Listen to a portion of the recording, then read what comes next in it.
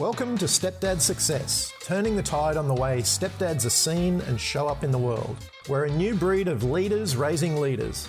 Blood or no blood, we raise them as our own. We're connected, loving, and committed to leading them into the future. If you asked a normal dad, he'd say we're doing the impossible. He'd say, but they're not yours. How do you do it?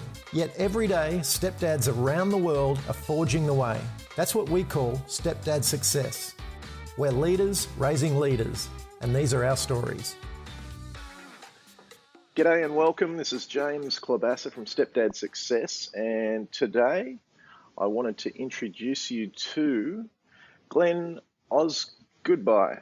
And I'll probably get another pronunciation of that because it's a funny one. I haven't come across that yet, Glenn. But I just wanted to say, Glenn's 53 years old and from just outside Atlanta and runs a chiropractic business. And he's been in the chiropractic business for a long time now. And actually, his wife is actually a chiropractor as well. So I'm sure we'll dive into that a little bit. But he's got 2 stepkids and I believe 3 of your own, Glenn. Is that right? Yes, correct, yeah, yes. Wow. You've got a whole tribe down there. Yes. How's everything been treating you this morning? Everything's great. As a matter of fact, I just returned on Wednesday from going up and seeing my entire family up in New Jersey, where I'm originally from. Right. Yeah, I noticed that from New Jersey. Now, I don't know a lot about New Jersey, but you hear a lot about it as kind of the gangster town. Is that the case? Well, New Jersey gets a bad rap, especially with the comedy show, the Jersey Shore. Right, yes, I have heard of that. Yep. That paints an awful picture of New Jersey, where I am from. If you look at the state of New Jersey, it kind of looks like a head and a body, and where I'm from is right at the neckline. Beautiful beaches. Yes, it's crowded. I mean, there are a lot of people that live there. The town that I used to have a practice in the wintertime had a population of about 8 to 10,000, and then in the summertime it would swell to 35 to 40,000. Oh wow! Yeah, wow. So it's summer. It's a summertime place. I grew up in that entire area, and about 7 years ago got remarried and moved down to the Atlanta area. And this past week I was up there visiting my 2 older children. So I have a almost 25-year-old daughter and a 23-year-old son who still live up in that general area. My daughter lives up in northern New Jersey and works over in New York City, and my son lives outside of Baltimore, Maryland, and works down there. I also have my brother and sister who have 3 children and 5 children, respectively, and my parents up there. So we went up there last week and saw a whole bunch of my family. It was great to reconnect with them. So it's wonderful to be in New Jersey in the summertime. It does have a little bit of that gangster reputation, as you said, because of a lot of different TV shows and a lot of different groups and cultures in the northern New Jersey and southern New York part. So it does have a little bit of that reputation, yes. Yeah, I could just actually hear a hint of the accent too, which is kind of nice. I actually like it. It's got a nice ring to it. But Glenn, mate, forget about it. Come on now. I don't want to end up in concrete boots, as they say. But mate, if you can just maybe take us back a little bit and just give us a quick sort of a brief history of kind of how you ended up, where you started out in life kind of thing, what your background was, and then bring it forward to, just before you kind of met your wife. Sure. So as I said, I grew up on the Jersey beach coasts. My grandparents actually owned a private beach club. So for the first 13 years of my life, I lived in an area that was on a peninsula. So my house was right on the river. 300 yards away was the ocean. My grandparents owned all the land in between, and they had the ocean with lifeguards, a cabana that had a restaurant on that side, lockers, housed umbrellas and chairs. And then there was a bridge that went over the main road to an area that had an Olympic-sized swimming pool, kiddie pool, playground, snack shacks. It had a parking lot, tennis courts, football field, and baseball field, and then back to our house. So it was a big, wide open area. Beautiful, beautiful place to grow up. And then my dad is an English teacher, or was an English teacher, and we would have gone to the same high school sending district that he taught in. He wanted us to have our own experience in school, so we moved. And we moved about a half hour south of there, and went to a different high school and different school system. Had a great experience there. I played football for 4 years and wrestled for 4 years. Worked through high school doing a lot of different jobs, landscaping mostly. Went to college in Pennsylvania called Gettysburg College. A lot of people will be familiar with the Civil War battle, the Battle of Gettysburg. Yeah, That's I where I went to school. Yeah, I noticed that, and it's interesting you hear a lot about that. I mean, obviously I'm in Australia, so it's totally different culture, different stories and stuff, but you do hear a lot about that. So yeah, interesting.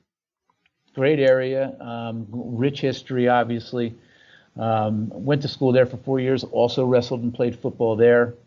In the summer times, I was a lifeguard back at the Jersey Shore area, and then went from Gettysburg College down to Life Chiropractic College, right outside of Atlanta in a town called Marietta, and graduated there in 1990. Went back up to New Jersey, got married, had a family, had 2 children, and had a practice.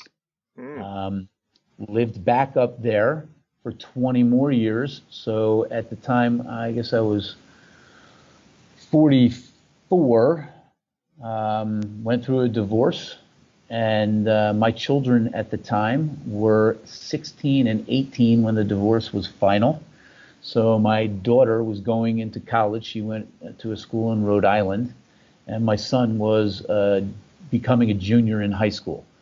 My children all played sports throughout their high school career, and then my son actually continued and played baseball for 4 years at a Division III school in Pennsylvania.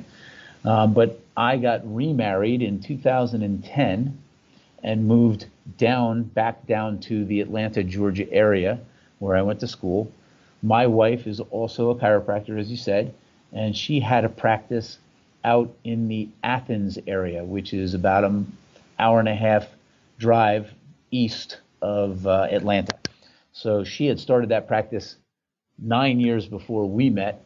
I took the practice over because she had been divorced for about 6 years at that time, and she had children when we got married that were 9 and almost 6. Right. Yeah. So she had never really had the opportunity to be a full-time mom. She was always a single working mom for the entire time that she was divorced. So we decided after about 3 months of me being in a kind of independent contractor position after we were married that I would take over that practice out near the Athens area. So I commuted that hour and a half each way to that practice for almost 5 years. And we, in the middle of that, had a child together. So we have a 4-year-old daughter as well. So the ages of all the children now are my daughter is 25, my son is almost 23.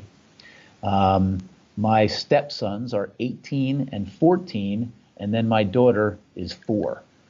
We sold that practice. Yeah, I've got a whole brood, right? A whole brood and a wide range, which is kind of interesting.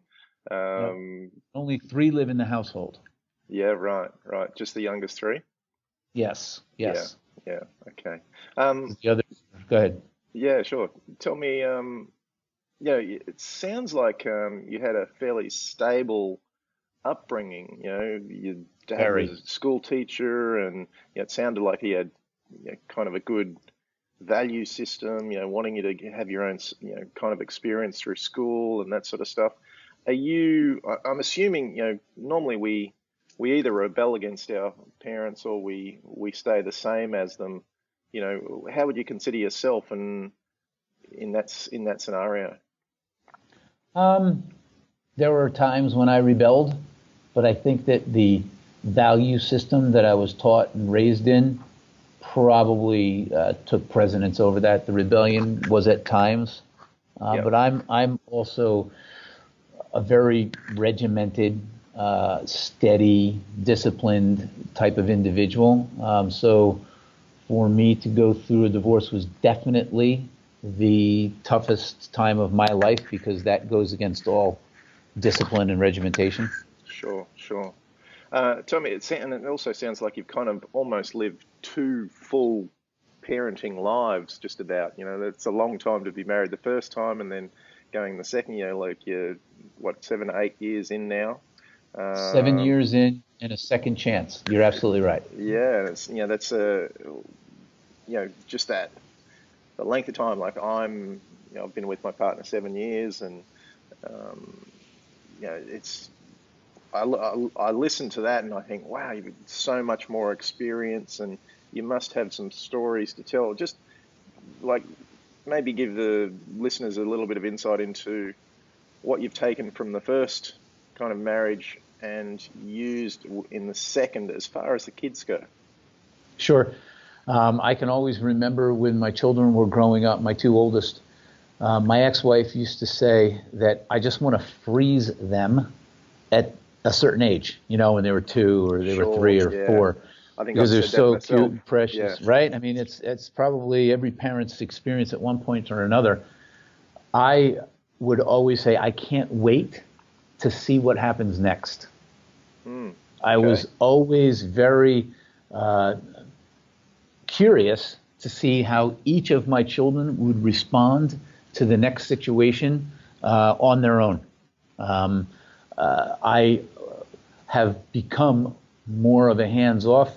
I was kind of controlling with my first two in the respect that I wanted them to know respect. I wanted them to be, good kids, Sure. to know when doing a good thing was they were doing, or when they weren't doing a good thing. So I think I was a little bit more controlling with them, especially when it came to school. But they're different children. My daughter took complete responsibility of school. I never really had to help her. Right. And she made that evident to me in the very beginning. She's like, Dad, I got this. I don't need your help.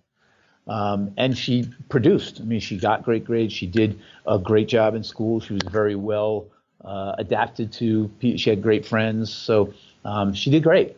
And my son did equally as well, but he needed more handling. He was the type that it's not as though he wouldn't study or he wouldn't do something on his own. He just needed more direction and leadership with it. So it was more of a controlling type thing with him than with her. Sure. And taking that forward to your stepkids, have you, obviously brought across a lot of that value system? How do you find them? I'm, Sorry. no, go ahead. Go ahead and finish. Yeah, I was just going to say, like, how do you find them? I mean, they're obviously a bit younger and going through different stages of schooling. Do you find that they're the same, or have they? Because you've obviously, known them for a long time now. You've been able to instill a little bit of your value system onto them. Are you finding the same issues? Are they winning at school, or are they struggling, or are they having different They're challenges? they're doing great. I'm very fortunate that my wife now her and I are very, very well attached on the same page. Yep. We have very, very similar value system. She's completely opposite from me in some respects, and the same in a little respect. She's very laid back, whereas I'm very, I would say, demonstrative and direct and more outgoing, where she's a little bit more in the background, a little bit more quiet, but extremely intelligent. And once you get her one-on-one, she'll talk your ear off. But in a crowd, she'll be the quiet one. So her children tend to reflect the same same aspect that she is, in that they are a little bit more quiet in the crowd, but they are extremely intelligent. So my 18-year-old stepson did very well in high school, and he's going out to a school called Georgia Southern, and he got something called the Hope Scholarship, which means that you have to get a pretty high GPA in high school to get most of your college tuition paid for.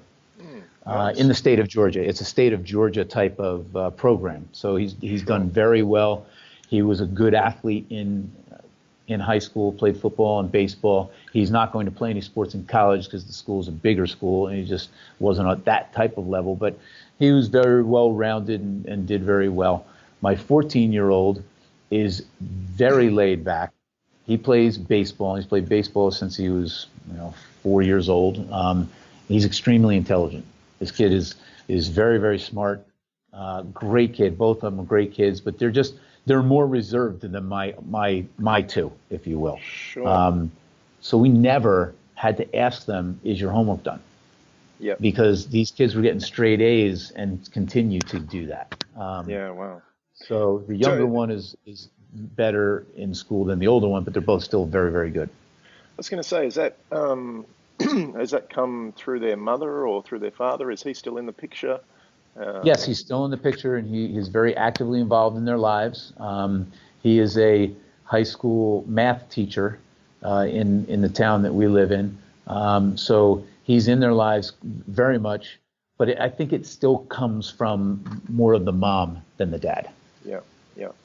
And you, do you get along? Are you, you said he's actively involved in their lives. Are you a kind of a, like I have two boys, and my little boys, they kind of think, well, why can't we all just live together? Like we're involved in their lives. That they come around for birthday parties or whatever might happen, but I'm certainly not at the point where I want to move in with all the parents and all the kids. But they would love them to. Are you, how do you get along with him? And we have a lot of interaction with him. I would joke around with my wife that, and I won't say his name, but he's a great guy. He's a nice guy. He's a smart guy. But if the world were filled with him, it would be a very unorganized, confused place. Well, so he's a good person. He's a good dad. He loves his boys tremendously. And we get along and we make it work, because certainly there are reasons why you get divorced, and that could be a real wedge between relationships moving forward. But sure. My wife does an outstanding job to buffer all of that and make sure that the boys are never involved in any parental disagreements. Sure.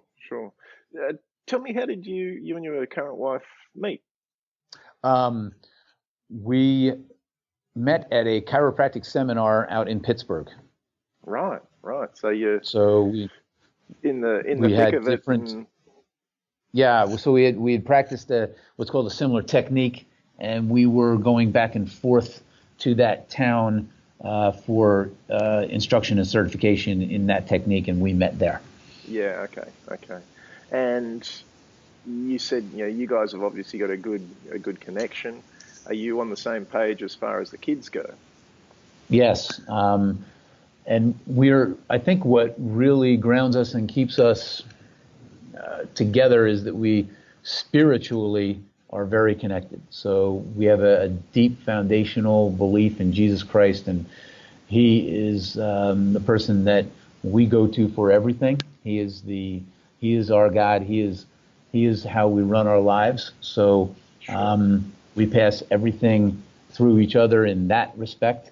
And when we can do that, then we're going to be on the same page with just about everything. That's not to say we don't have disagreements, and that's not to say that we don't see eye to eye on certain things. But when we don't, we have really worked hard to make sure that we work through it in a very quick and efficient manner.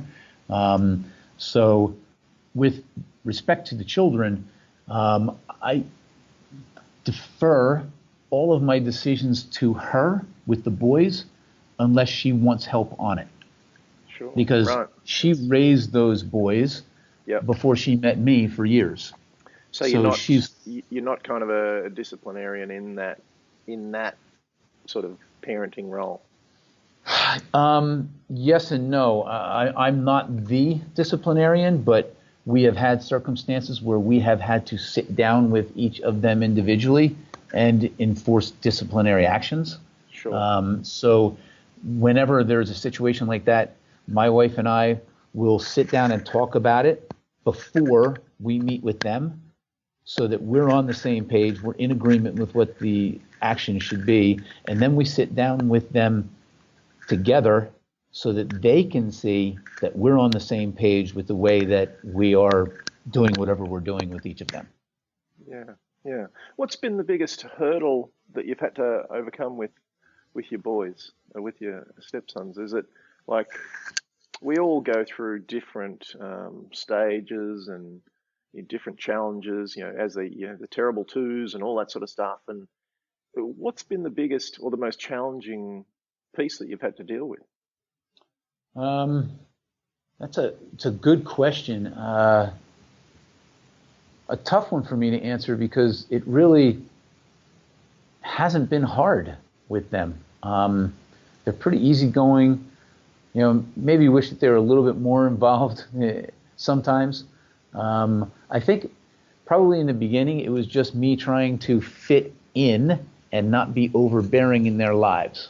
So Sure. I felt like the kind of personality that I am when we first got married, Jeanette and I had to pull back the reins of maybe even some of the stupid things. Like, I was used to having my house a certain way and my wife necessarily wasn't. And if the boys left stuff all over the place or if they weren't doing something that I didn't like, it was for me to kind of bite my tongue and talk to her about, okay, this is what I don't like. This is what's going on. How have you handled it in the past? And let's make sure we're together on it. So I'm a very take charge type of person. So I have this tendency to just kind of push through things. Yep. So for me, it was to try to rein it in so that I didn't do that to them because it wasn't necessarily the way that they were raised or the way they lived. Yep. Yep. So it sounds like you kind of, I don't want to say sitting back from that father role, but it sounds like you kind of. Now that would actually be a good description of it because the way that I always thought about it was that I'm not their dad because their dad is fully in their lives, and I did not want each of them to resent the man that their mom married thinking that he thought he was their new dad. Sure. I did not want that. I wanted them to know that I was a father-like figure in their lives and that I was someone that they could go to, but that I was going to be on their side of their mom whenever it came to anything, but that they have a dad that loves them, a dad that's in their lives, and that I'm not going to take over that dad role, but you're living in our home, your mom's in my home, then there will be, as in any home, there are certain rules and there are certain things, and they've always respected that. So I can't say, I mean, in the few times that they haven't respected it, we sat down and have conversations with them, and it has not happened again. Yeah. So tell me, how's your connection and like that intimate connection or relationship with the boys? How is that? Is it a little bit distant, or is it tight, or is it? Talk us through a little bit about that, because you say, you take a little bit of a backseat role. And I'm not saying you're not loving and all the rest of it. You obviously are, because you're instilling good values and all that sort of stuff with them. I'm just wondering about whether that's affected the connection or actually brought it closer. In the beginning, that was tough because I did purposely take a back seat just because of what I had just described. And I have two of my children and had recently gone through the divorce and got remarried within 2 years. So it was, I always had my children in my heart, and I was kind of like, well, how do I fit these guys into my heart? Sure. And through our spirituality and through a couple of different spiritual events and experiences that my wife and I have gone through, I received some mentorship on that. And I got a great piece of advice from one person He said that you just need to make sure that they know that you are a solid, God-fearing man in their lives, to be a good role model and show them love in that way, and they'll respect you. Don't try to take their dad's place. Don't try to be everything to them, but help them to know that you're there for them, that you love them, that you're going to teach them the way of the Lord, and they'll respect you for that. And they have come to respect me for that. And we go to church when we have them. So we go to 2 different churches, because when we don't have them, there's this church close to our home that we absolutely love, and we've gone to it since we've been married. Then there's another church that we go to that had a better children's program, and we made that decision 3 years ago to go to that church for them. And so we've done things that have helped them to get closer to me, and they do know that I love them very much, because I've told them that, and we'll hug and kiss each other and joke around and have fun, and I've done things with them individually. I'm at, I would say 85 to 90% of all of their sporting events and their school events. The only things that I really miss is if I was working. So they know that I'm there for them, and they've reciprocated that with me, and I feel very welcomed by them and loved by them. So I feel we have a very good, solid relationship, although it's different than my 2, than my 2 older children. I think what's helped a little bit is that we now have, my wife and I, a 4-year-old together. So for the last 4 years, that's kind of been a rallying point for all of us. And it's helped, I think, the boys to become closer to me, and there's that connection now with their sister being around. Sure. So, and how's that relationship with the actual older siblings? It's great now. It sucked at one point, especially with my daughter, and I'll take a lot of the blame for that, because when I left the home and started the divorce proceedings, she was 16, and I wanted to try to make everything as normal as possible. And what I did was I grabbed on too tight to her and didn't realize that she needed space to process, and that's really created a lot of tension. So for a couple of years, it was difficult with my oldest, with my daughter and myself. She knew that I always loved her. She just thought I was an overbearing asshole. So, she just thought I was trying too hard, and she had her own opinions of me, and then me seeing Jeanette and then marrying Jeanette. My son and I always had a pretty good, close relationship. And that's, both of them have gone through ups and downs, but my daughter and my son now, our relationship is phenomenal. So I couldn't ask for anything better, other than if they lived near me, and that was my decision to move, so I can't fault them for that. So it was a little bit tough at times, and there was a lot of work on both of our parts to maintain the relationship and keep it growing, because you can imagine they're teenagers, and there are times when they're going to blame you for things, and if you're not around, it's, you're an ass, because it's I can remember one New Year's Eve, my son called me up. He was a senior in high school, or no, he was a junior in high school, and he didn't have anywhere to go. There was no one around to give him a ride, and he was stuck at home, and he was pissed at me because I wasn't around. Now, I totally get it. You're taking your aggression and anger out on me because you love me. I get that, and I felt bad because I wasn't there. So that creates distance and space that has to be rebuilt. And then the next thing happens, and you build it up, and then it gets torn down a little bit. And you just have to keep working at it. And he's not someone that wanted to talk on the phone much, so it was a lot of texting.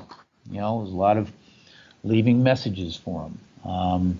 But it's all paid off in the long run as they have grown and matured and seen that their dad does love them. And, I would drive, when I first moved down here, when my son was in high school, junior in high school, I would drive up to New Jersey, about a 12-and-a-half-hour drive, about every 3 to 4 weeks to see him.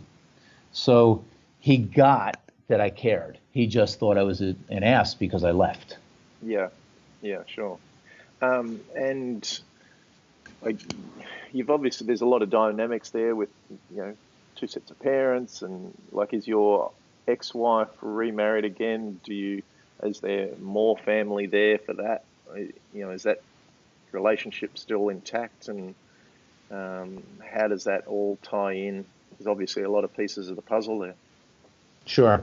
So my ex-wife is remarried, and her husband has two sons, and they are probably 4 and 5 years removed from my children's ages. I think that they've been around them for about 5 years, 4.5 years. So there's two stepbrothers, so the two boys, and my two have a very good relationship. So they get along really well. Yeah. And they like my ex-wife's husband, from what I understand and know. And I've met him a couple times, and he seems like a really nice guy. My ex-wife and I did not have a good relationship. It's a shame, because we dated for about 7 years before we got married. We met in college. We were married for 18 years. So I've known her since I was 18. I'm 53, or 19. I'm 53. Yeah. So I've known her, almost all my life, and it was tough. It was not a good situation going through the divorce. We were both at fault in one way or another. So I can't, say that she did anything wrong to me or I did anything wrong to her. It wasn't. We weren't on the same page with a lot of things, and it created a lot of rifts, and then it created a lot of ill feelings to each other, and eventually created a divorce. Sure. But I don't hate her. It's a shame, but I'll also say that at that point in my life, I wasn't firmly spiritually grounded. I did not try to reconcile with her. We tried for a while to make it work. Obviously after 18 years, you don't just say, hey, goodbye. But I don't think we were either at the right spot to help ourselves. And my ex-wife and I both will say that if we were to do it all again, neither of us would have wanted to get divorced, and we would have totally worked it a different way. Sure. Okay. But it's working now. I don't interact with her much, living so far away. It's working, and we respect each other. But there isn't a whole lot of interaction with my ex-wife, myself, with my present wife. So there's just not a whole lot. Whereas there is a lot of interaction with my wife's ex-husband, and he got remarried and has a stepson. So we see them all the time because he coaches my youngest stepson's baseball team. We see them all the time, and we see them, weekly. Yep. It's an interesting, and this is why, part of the reason of starting this podcast and getting it rolling, because it's a different conversation just to normal parenting. There's so many dynamics to it, and so many influences and things that can go right and wrong, that I wanted to open this conversation up, and I really appreciate you coming and just sharing today. It's my pleasure. I'll wrap this up shortly, but yeah, you go for a second. You go. I just wanted to say, in relationship to what you were just talking about, my feeling is with all of those different dynamics that are involved, it takes an incredible amount of growth and maturity on everyone's part. Because not to make light that, hey, I grew and matured. It's everybody has to grow and mature to exist together, or else you're going to keep making those same mistakes, and you're going to go through another divorce. And that was the one thing that, I wanted to make sure that I developed my communication skills with my wife, so that whatever the situations were, because you're right, there's so much more of a dynamic involved. There's so many more variables that it's really easy to fall back into the same patterns that you had that led you to a divorce. Yeah, sure. I just see it like there's all these chess pieces, and you kind of got to manage them across the board. It's not okay, I can just go in one direction and I'm just going to do what I want to do. There are all these other people that kind of not so much need to have a part in it, in the decisions that you make, but need to be up to date with them, and at some level, in agreement, and Yeah. to be able to manage, 4 or 5 adults, you got 4 adults and 5 kids and 6 kids and all that. It's a lot of yeses that you need to get to take a step forward. So I take my hat off to you. That's a lot of people to be involved with. We're a little bit the same. We've got myself. I haven't been remarried. I haven't married before, so I don't have my own biological kids. But my partner has 2 little boys, and her ex-husband he's remarried and got twins. So there's a little tribe of us, and sometimes it can be a little challenging. And you're right, you do have to grow. You do have to grow in all of that and be willing to grow rather than be stubborn. I find that's that it would, like you say, it would be easy to fall back into kind of, I guess, younger attitudes and fall back into old ways. And I think that part of God's blessing with my 4-year-old is that she helped that growth and maturity along by unifying or becoming a unifying figure for my older children and my step boys, because now there's a connection with all of them. So my 2 older can't wait to see their sister or FaceTime her or whatever the case may be, and my 2 younger are around her all the time. So it's helped us grow and mature, because it's helped me to become a different parent, not only for my 4-year-old than the way I was for my 25 and 23-year-old, but for my stepsons as well. It's helped me to see things in a different way, and it's really been a blessing. Yeah, it's great to get, and I don't want to call you, position you as the old man of the stepfathers that I've had on here, but you're a little bit older than me, not much. I'm 46, sure. So, but it's interesting to get that different perspective. As I said, you've been married longer, with your first marriage, and then coming to your second, you've been married longer. It's great to get the perspective, the long-term perspective, because often we can get caught in short-term arguments without looking at the long term.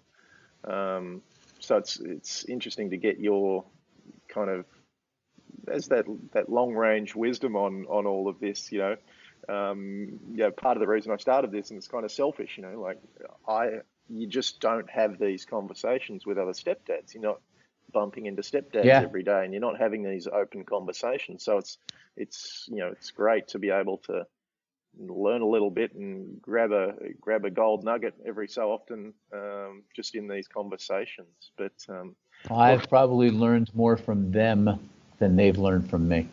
I was going to say, is there, before we just wrap it up, is there one kind of big tip or a parting thought that you can share with our other stepdads and just leave us with before we wrap up? Yeah, I would say that don't be, accept your role. Don't be nervous about it. Don't try to please everybody.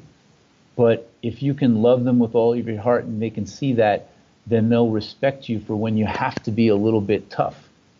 And I've learned through my 2 olders, my 2 steps, and now my youngest, I've been different with each group, if you will, but it's always been, in my opinion, it's been better and growing.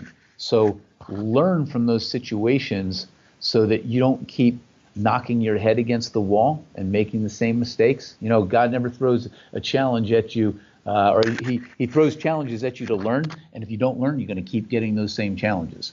And I've been a victim of that in my own. I've made my own mistakes and have done that to myself in many occasions where I could have just said, "All right, this is the lesson in this. What was I supposed to take from this situation?" Even the most basic of things, you're always going to learn something, and that's what I would say is just take a step back, look at the situation instead of reacting to it right away, and see where's, as we've heard in our training, right? Where's the gift in this?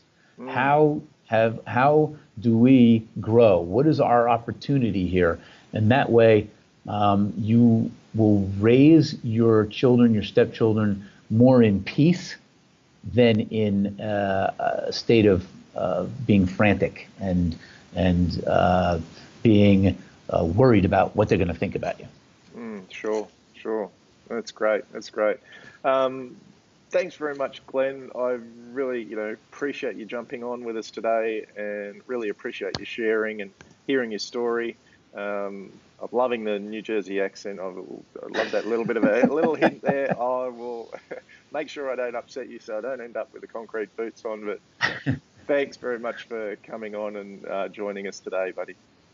It's my pleasure. I really appreciate being invited on, and I had a great time. Thank you for inviting me. Awesome. Cheers, Glenn.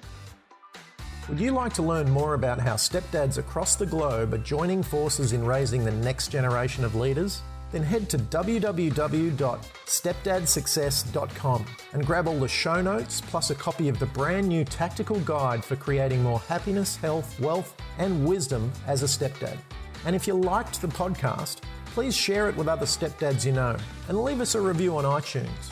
Again, that's www.stepdadsuccess.com for all the show notes and tactical guide. Come and join the new breed of stepdads, the growing group of leaders raising leaders.